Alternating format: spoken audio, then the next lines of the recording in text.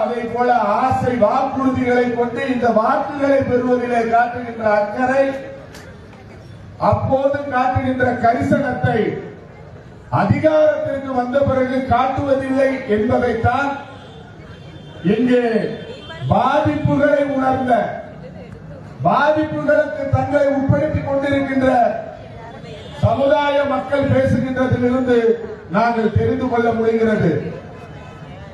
தீ என்று சொன்னால் சுடும், எங்களுக்கு தெரியும். ஆனால் தீயை தொட்டவர்களுக்கு தான் அதன் வீரியம் புரியும்.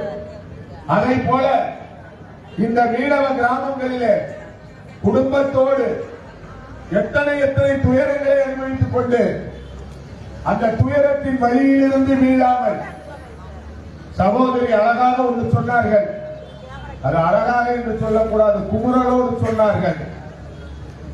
கடலிலே போய் காணாமல் போன ஒரு மீனவர், அவர் மறைந்திருந்தால், இறந்திருந்தால், உடல் திரும்ப கிடைத்தால் அவர் இறந்ததாக கருதப்படுகிறார். அவருக்கு நிவாரணம் வழங்கப்படுகிறது.